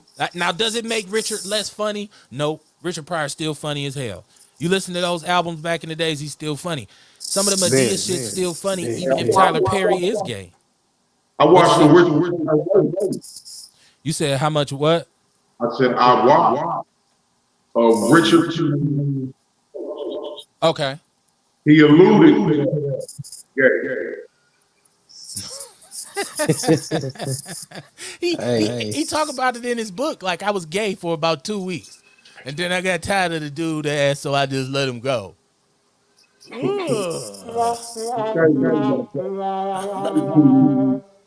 I can still laugh at your humor though, Rich. I still think Rich was one of the greatest stand-up comics. Hilarious. I was just trying to make a point. Did y'all see? I was raised the same way though. Like, I mean, just like you said, a spade, this an adult man who enjoys dressing as what society calls a woman. so I mean, he's a man that like dressing like what we say a woman dress like. So it's that cut and dry. I feel a lot better, and this is a conversation I'm gonna have with my wife, and I'm going to like even approach it from what you just said. Like, it is ingenious that these old church folks who can't stand nothing, get that away from me. I love me some Tyler Perry. They laugh at it. The whole church. Yeah, and I'm hoping. Oh, I'm sorry. In his movies, Medea's at church. She's at church. Right. I'm hoping that Joe opened them up to the benefits of plant medicine. Because that's one of the things I'm struggling with. I'm trying to get back in the church just to teach that it's okay to be natural. Unfortunately, in the church is plant medicine is demonized, but the poisons from the pharmacy ain't. So I try to find the possible positive that comes. So even with this, like Joe smoking plenty weed, but I hope they got a church mother saying, you know what? Let me try that shit for my glaucoma, because this pill is giving me high blood pressure. If we start talking about the benefits of medication that's natural, that's not based on all these kind of crazy chemicals and experiments that have been just given to us for years. And I meant to say this in the beginning of the show, because we were talking about Kamar with Nature's Nature Herbs and Supplements, and I wanted to say that when I had COVID and I initially spoke with Kamar, and I said, listen, I got COVID, so we're not gonna be able to do no show. I'm down and out. It's got me on my ass. So he says, don't even trip. I'm gonna drop you off a package over there tomorrow, and it's gonna have a bunch of stuff in it. Just take what I give you, and it should help you. Now, I can't 100% attribute me taking all of that stuff to the way my body then just totally recovered, because my wife was doing like a lot of citrus teas and stuff like that. But I was certainly taking the vitamins. I was doing the elderberry. I did the sea moss. I did the vitalities, and I came up out of it like, woo, shit, did I really have COVID? Because at that point, you was thinking it's a death sentence, right? Like, and I remember just being like, well, my chest ain't clogged up today, but it might be in the morning. So I didn't want to go to sleep, but my body recovered. So my point is natural remedies, cannot be something that's bad for us to start looking into, especially as black people. We got to really look into more natural ways to keep ourselves. And I'm not telling nobody don't take your medicine you get from the doctor, call Kamar. I'm saying start being selective about what you take in and then employ a little bit of both. I'm still taking my medicine, but you know what? I've taken what Kamar calls toxins or things. Kamar, what you always say? You always say we need to. What's your little phrase? We need to live a detoxified lifestyle. We deliver. Okay. So when you start to do that, then So when we talk about weed, I hope Tyler Perry, because I know he has a son by a hidden girl, and we ain't never seen the boy. And it's always a trick to me when you say, well, we'll never see you with no woman, and you say, I ain't got to prove to you I ain't gay. To me, that means you're gay. To me, you saying, hey, I'm gay. That's why you never see me with no woman. Like, come on, man. Who got a woman and a son and you can't go? Why? Because I don't got to prove to people I ain't gay. What are you talking about? So yeah, man. But let that brother go, man. Let him do his thing. I'm not saying he should be shut down. I'm saying as an alpha male, hold on, player. When you start doing Beyonce, like where does this stop? Because who you gonna do in the next movie? Like, are you gonna be Lil Kim in the next movie? Like, how far are you taking us, right? Like, I don't know, man. I keep telling people be aware, man, of what's going on in our state. Tony Evers, who is our sitting governor, had come up with some legislation that would guarantee $93 million to people of color to deal with some real estate, some housing crisis stuff. And there was a conservative law firm that spoke out against it. So he then decided that he would rescind the offer and not give the money to the people. The stories in the People's News Network. And like I said, it's once again, if anybody deserves any sort of reparations, if anybody deserves any kind of award or cash or whatever kind of we sorry type shit, because we know you ain't gonna say it and we know you don't really mean it, but at least give us the bread, it's black people. So it's just funny that you want to say, okay, when we're overseas and we saying we want to give Ukraine $13 million. Or we want to get at Ukraine, because that's coming. Y'all best believe the relief money for the Ukraine is coming. But you don't even want to give black people money here in this country, right? It's like they're war torn. It's not their fault. So are we. So is our community war torn. What the hell are you talking about? Who else community is more traumatized by gun violence than us? Stop it. Like Liz Brown used to say, stop playing in my face. Shout out to Liz Brown. Liz used to be on here like, they playing in our face. It used to piss her off. But then, okay, so then he turns around and he gives $50 million to the county. I seen DC Crowley, who's our county executive, who's announcing that there's $50 million that's being given to the county, and they're going to use it for crime prevention. And this is something we keep wondering about on our show, about what does this look like, crime prevention? Because now Chevy just guaranteed $8 million in funding, and that's on a city level. And now Evers is giving $50 million to the county, and so they're saying this will be for crime prevention. So I want to know, what does this look like? I'd really be interested in knowing what they do with the money. Is this public information? Is there a public audit, or who audits this money to make sure that the money's going where it's supposed to be? Because I keep hearing these promises of these millions of dollars for crime prevention and violence prevention, but crime and violence have gotten worse in our community. So once again, hold on, player, where the money going? Where is all these millions going? You keep saying the Office of Violence Prevention, we're going to get him this, and then we're going to go through the community again. I keep hearing you talk about crime prevention without saying, why don't we just attack poverty? Why don't we just make it so people can get money to take care of their families, to reduce the desperation in the community? I haven't heard one person come up with that plan to say, hey, why don't we give some businesses, some Fortune 500 companies, some tax breaks so they can come here and build open businesses and hire people from the community? I don't hear that. And I'm like, okay, well, how many social service agencies are we going to have? Because they're going to be fighting against each other, because they all going to be trying to get to the problem at the same. What you doing here? This is our territory. Motherfucker, we east side. You supposed to be on the north side. Pretty soon they'll be fighting. Right? So where's the money going? Somebody tell me where's the money going. I really would like to know. So, yeah, like I said, we talk about problems, but we try to talk about solutions. So maybe the solution is with all of these promises we're made, we need somebody to make sure that they're executed and say, okay, now that money's been donated, where's it at? Where's it going? Because realistically, what do crime prevention programs do? Right? The ones that we have here usually come after the crime is committed. That's not preventative.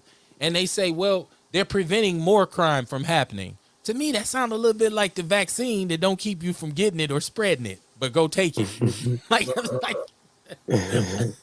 and then you want me to get a booster shot for the vaccine that don't keep you from getting it or spreading it. What the fuck am I boosting? What's in the needle? What's in the needle? Somebody tell me what's in the needle. Hey, didn't or lift it up?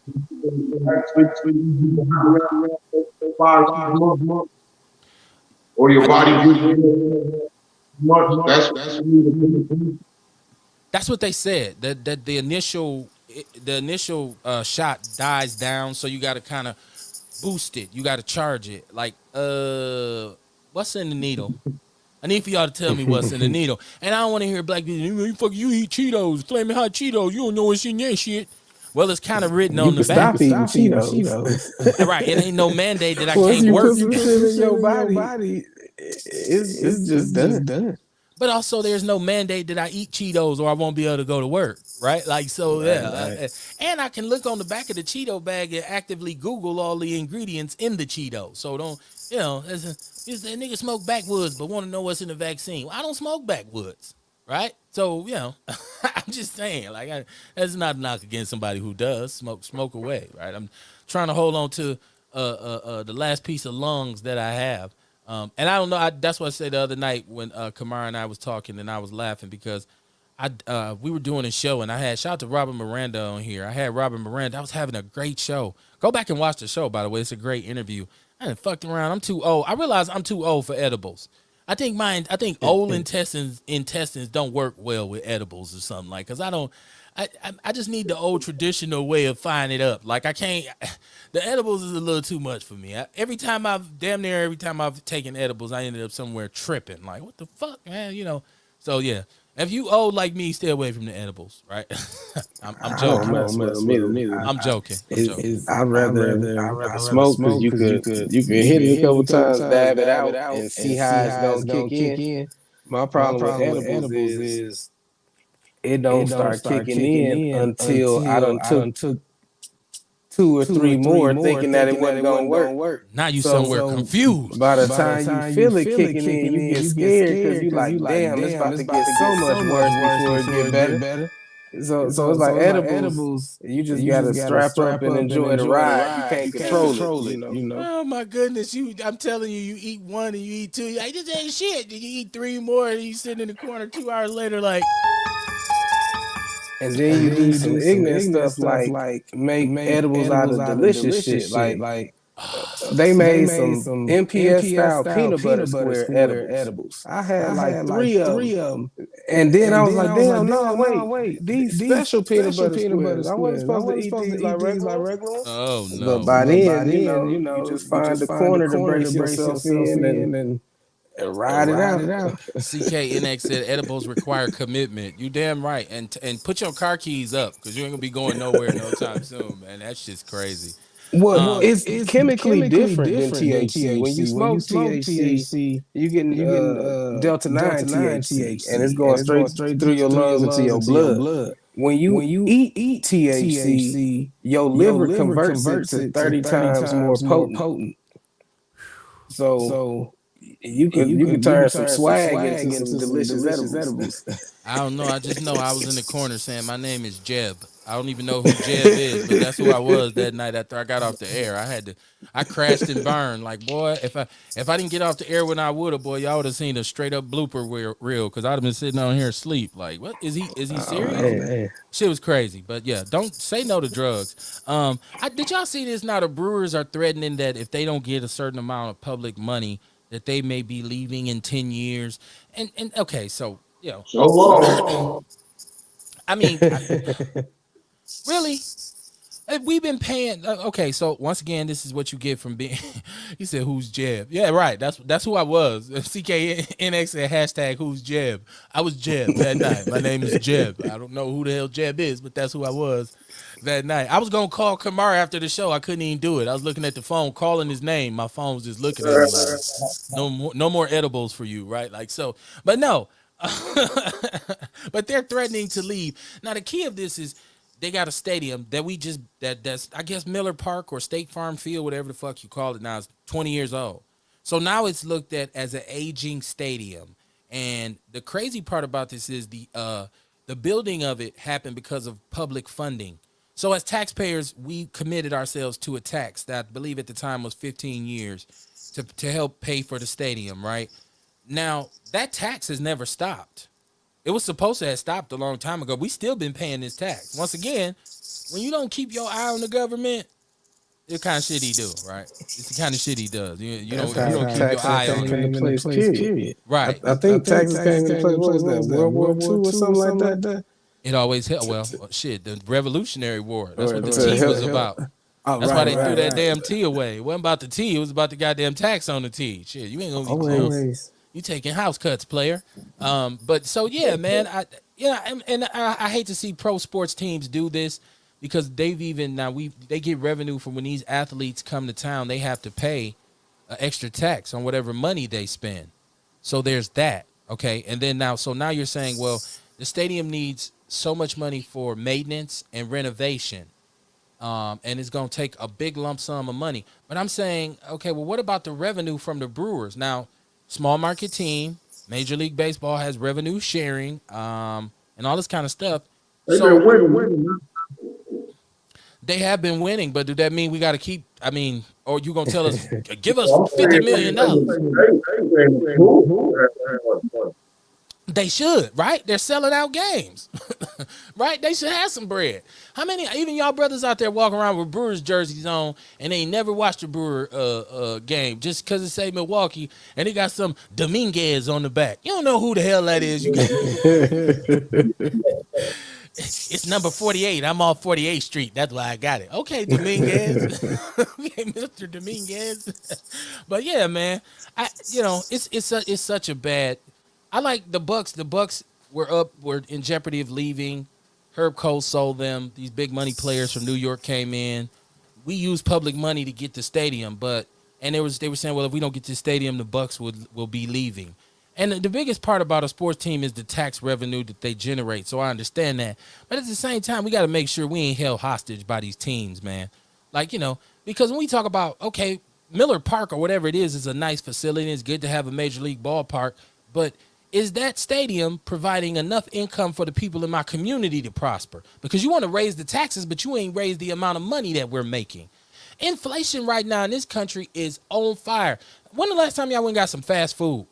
A goddamn combo meal, which used to be called a value meal, is $10 right now. We talking about a hamburger and some fries. We talking about a hamburger and some fries. Goddamn $10. No, it's everything. The price of everything is up. Like people talking about gas. Like, oh, gas is goddamn expensive. Motherfucker, when the last time you went to McDonald's? I remember I used to take my kids. My kids are older, and I used to take them to McDonald's, get them a couple Happy Meals, grab me a value meal. I might spend $17, $20. If my wife and my son go to Wendy's now, it's $37. I said, it's $40 for burgers and fries? You go in the store, right, and you look for a pack of chicken wings. I don't know if y'all done seen chicken wings like $9, $10 a pack. Yeah. So, Sleepy Joe, what you gonna do about this inflation? that needs to be something we asking Sleepy Joe with this next election, man. Is what you gonna do about this inflation that we dealing with, man? With the gas going up, it's only gonna get worse because it take gas for the logistics to move the food. So they gonna take that hit too. Oh, no doubt, man. Come on, man. Yeah, the gas is. Come on, the gas. Stop it.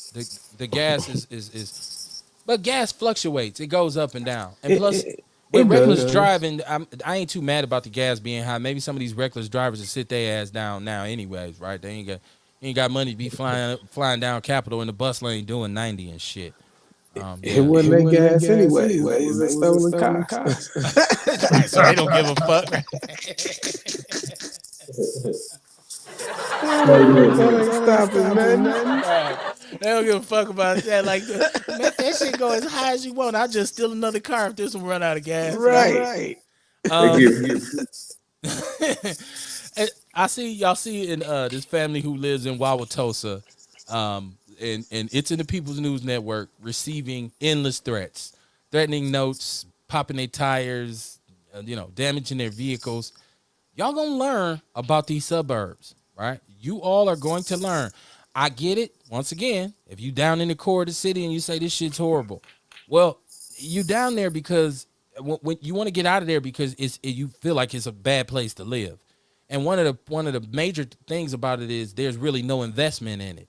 So I'm gonna go out to Wauwatosa or Kenosha and live because they invest in their communities. When you get out there, you find that there's also an investment in making sure that people of color stay the fuck away. Okay. And I'm not knocking anybody who decides they want to move out of Milwaukee. Please don't take it that way. But just think about it like this. If all the people of color who had any kind of wealth and influence in this city decided to establish a community in which we had good schools, we had good houses, we had adequate police protection, we had low crime, we could do that. There's enough individuals who in this city who are people of color, who are upper middle class on the north side, who could say, let's develop a community. Let's develop a community for prosperous, progressive black people. And in that community, let's invest as a community in the schools. Let's invest in the streets, in the neighborhoods. Let's make sure it's clean. Let's make sure the crime is low. Let's demand that there's adequate police patrols and protection so that we won't get robbed and people won't break into our shit. Then I won't have to try to move because I think they don't steal out there, right? Because they'll steal your shit out there too. They'll steal your life out there in Wauwatosa, right? Like, so I think instead of us now looking to, I'm going to get money and get out of here, I think if we get money, we need to empower ourselves a little bit more. And I'm surprised nobody has come up with the idea to say, let's establish a prosperous black community here. Let's take this land. I got a little money. I'm going to build me a house. You got a little money? Come over here, build your house. You got a little money? Come over here, build your house. Because once we all live out there and we own our property, we got enough power to go to the alderman and say, this is the list. It's what you need to be doing. Like we just said, we going to redefine for you what your ass supposed to be doing. Here you go. We all sign this. And play with it if you want to.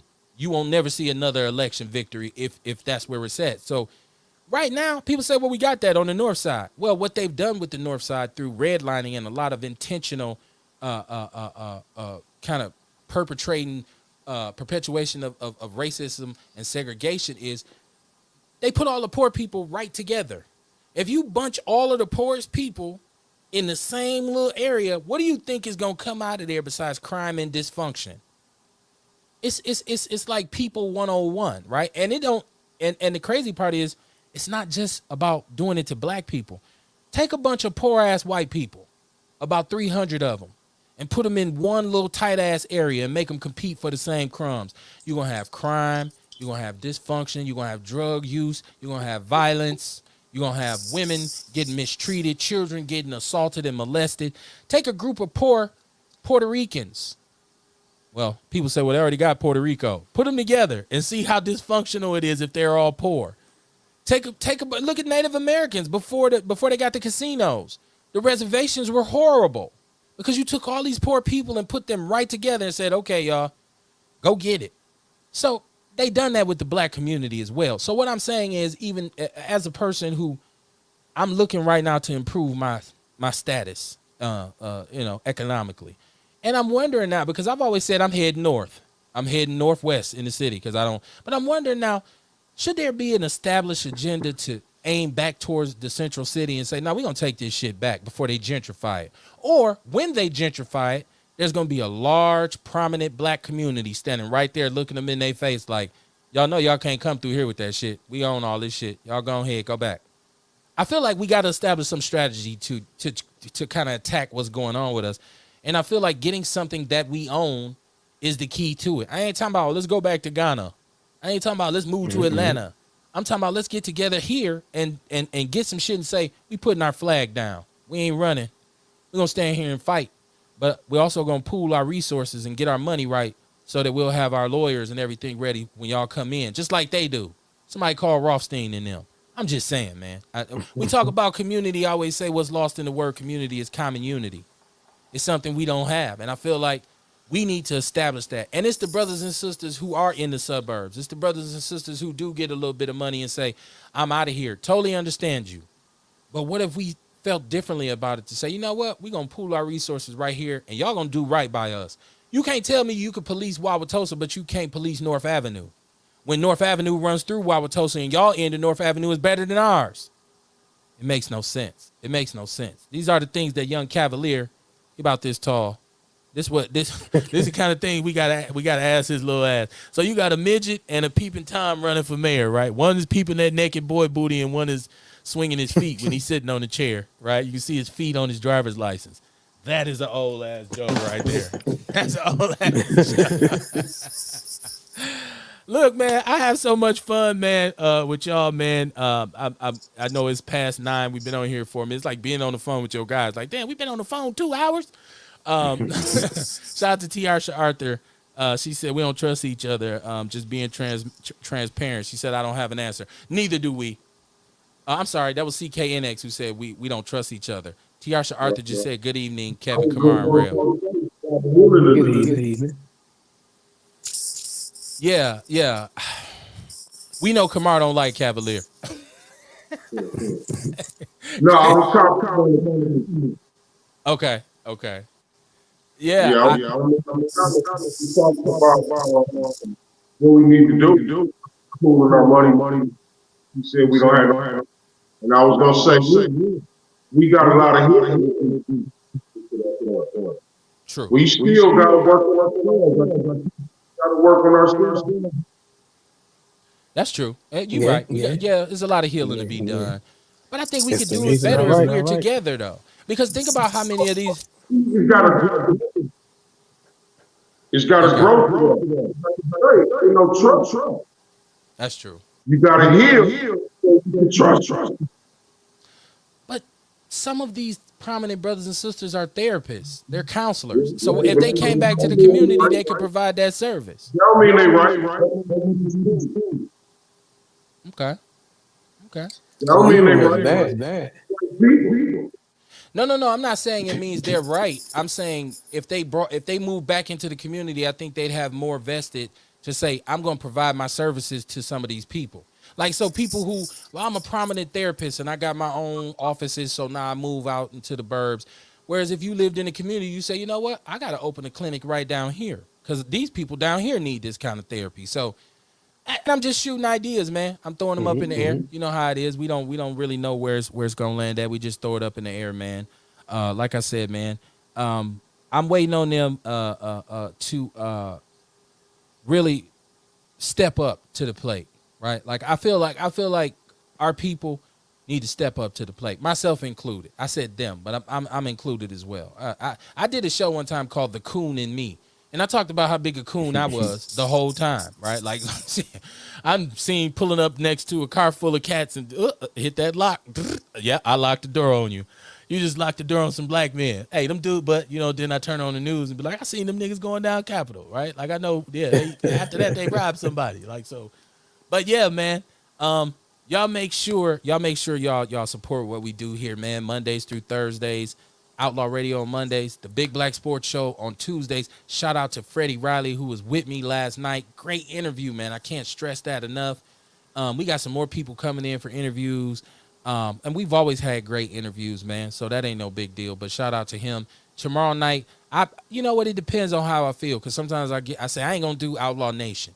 And then during the day, I get to read and seeing stories. I'll be like, fuck it, I'm doing Outlaw Nation. So tomorrow night, maybe we'll do it. I think right now I'm leaning towards doing it.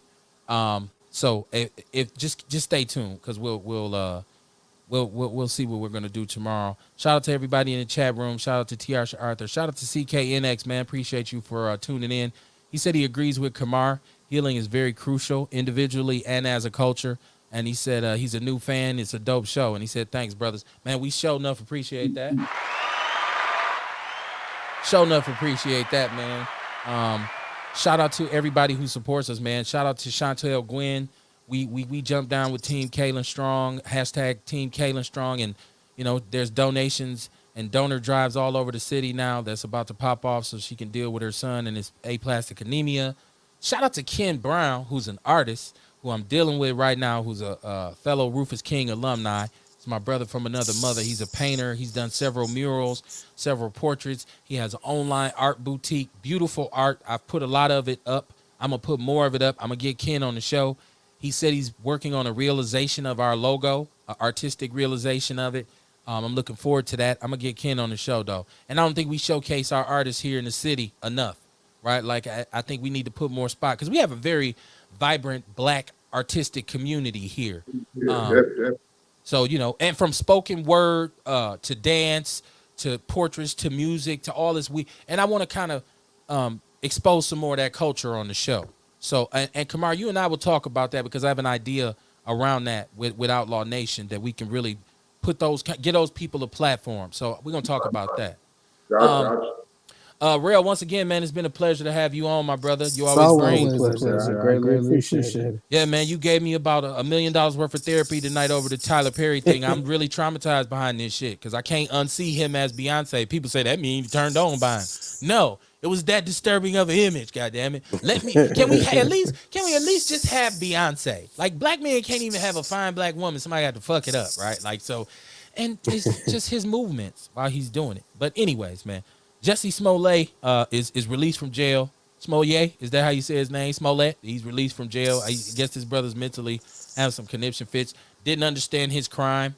The whole thing of hey, beat me up and slap me and spit on me, and it's been a wild ride. So I'm paying attention to this because it's like I'm trying to understand his crime. And we talked about the women who cry wolf about being raped and sexually assaulted. This is the same thing as a black man crying wolf about being assaulted by some racists.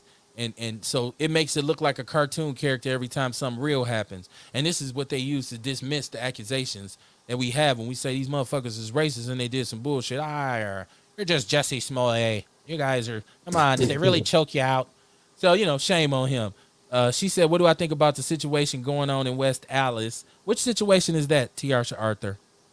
Let me see if this is something we already talked about because there's a lot of situations going on in West Allis. What's going on in West Allis before we get out of here? Let's put us up on it. But yeah, man, we're looking for sponsorships too, man. So, we want to make this thing happen. And I'm happy to say I'm going to be moving back to my studios pretty soon. Don't get me wrong. I enjoy the space that my wife has set up for me while I've been healing, but I don't feel the vibe. I got to get back in the Chocolate City studios, and y'all going to like how it looks because I've been doing some remodeling, and I'm looking forward to the day because apparently the COVID thing is taking a dip. So I'm looking forward to the day when all of us can sit in my studio together and do the show together like we used to. I'm looking forward to that. I'm waiting on Tiarsha Arthur to tell me what's going on in West Dallas. We might have to talk about it tomorrow night because I know we talked about the little girl with the knee on her neck. I didn't get some stuff I'm gonna talk about tomorrow night because I want to talk about the brother with the standoff who shot at the police station, and he had a whole holding hostages. And Milwaukee's a crazy place, man. It's a crazy place. But what you have to understand is that you are either part of the problem or part of the solution. Just make up your mind which side you want to be on, and you don't have to do everything. Just recognize what you do well and build on it and contribute. Right? Like so, if you can cook. If you can pray, pray. If you can heal, heal. Do what you do and do it as best as you can. And that way we become an efficient machine. When I said broken down, what I meant was a group of broken systems, not just one. It's easy for me to say my alternator's out, replace it, bam, we back running. But when the alternator, the carburetor, the transmission, and all that's out at once, it makes me moving this car take longer and longer and longer. It's going to be a while before we back on the road with this one. God damn. Right? Like, especially with the price of transmissions these days. So I look at our community the same way. Let's start fixing one part at a time. Right? If we start focusing on one part at a time, pretty soon all of it's going to be working and we'll have an efficient, effective community. So it ain't all bad, but it ain't all good either. And when I say broken down, I mean that. I mean, at this point right now, black people, we're broken down. Our community is broken down. We're not moving forward. Not to say that we can't, but it's going to take all of us to do it. She said where family has been getting move out neighborhood nigger and magically the apartment buildings didn't camera didn't catch it. You know what? I said that was in Wauwatosa. I apologize. That's in West Dallas. That's what she's talking about. That's what she's talking about. Yeah, we talked about that. We talked about I said it was Wauwatosa. My bad. It's West Dallas where they getting the cars vandalized and the notes and move nigger and all. West Dallas has always been a racist ass place. Still is. But name a suburb that's not. You either part of the problem or you part of the solution, man. And if you get to the point where everything you say is about those people, and you want to separate yourself from us, guess what? It's only going to take for so long before these problems to creep up to your doorstep. So if you live outside the city and you look at the violence in the city and you say, it ain't me, shit, ain't got nothing to do with me, it ain't my people, pretty soon it'll be your niece, it'll be your nephew, it'll be your daughter, and God forbid it might end up being your ass, right? So if your criticism of the black community outweighs your contribution, you're probably a coon, man, and you need some straightening. Tune in tomorrow night. We'll give you some medicine for that. We're going to hook you up, man, with Outlaw Nation, man. Peace and love. Shout out to Nature's Deter. Shout out to you, my brother, Rel. Peace and love. So.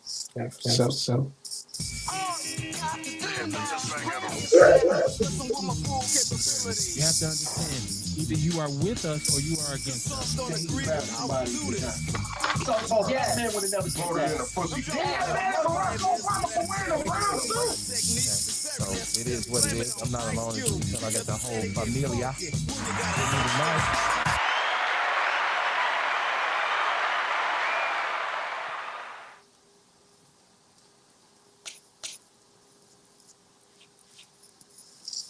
All right, man. I really appreciate it. All right, my brother. For sure. Have a good evening.